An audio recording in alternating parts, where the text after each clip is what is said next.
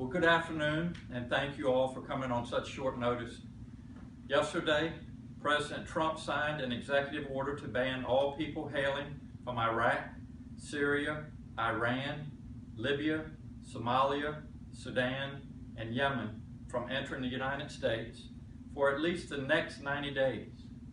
In addition, the order bans entry of those fleeing from war-torn Syria indefinitely.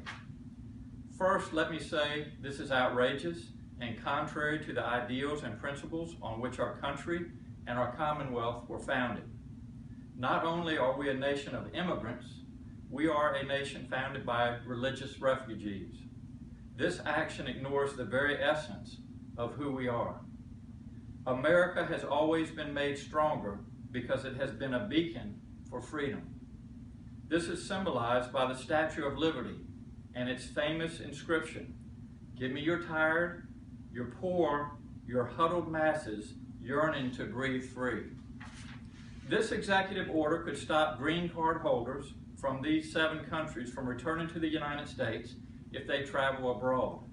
These Virginians deserve due process, and it is this administration's priority that they can return home. President Trump's executive order contradicts everything our country stands for. He says this is part of his plan to make America great again. But if we abandon our highest ideals, how can we truly be great? Virginia is a tolerant, diverse place, not simply because these traits are the hallmark of a democracy, but also because we are all enriched by a broad variety of perspectives and experiences. Second, this order is a threat to our national security. Virginia is home to our national intelligence infrastructure and all 4 branches of our military. Many working in our Commonwealth to defend our country are Muslim. As an Army veteran, I serve with all faiths and creeds, including Muslims. To single out these countries, to administer religious tests of those entering our country, is to ignore the enormous contributions and sacrifices made by Muslims to keep our citizens and soldiers safe. Finally, there are countless stories of Iraqis and Afghanis who risked their lives to serve alongside our troops as interpreters. Often they have waited years, too long, to be granted refugee status and allowed to enter our country. Preventing them from entering the country is an utter disgrace to the commitment to the United States they have shown through their actions abroad. President Trump either does not understand their contributions or does not care. Either way, this is unacceptable from our Commander-in-Chief.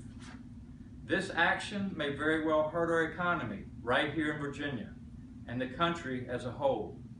Hundreds of thousands of students, high-tech workers, and scientists may be prevented from returning to the United States from trips abroad.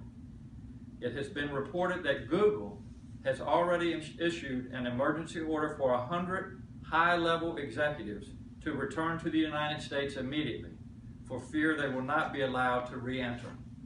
So again, I ask the President, how does abandoning our values, threatening our national security, and harming our economy help Americans? In Virginia, we must fight against this type of xenophobia and bigotry. We must continue to be an example to the country of how tolerance and diversity make us stronger.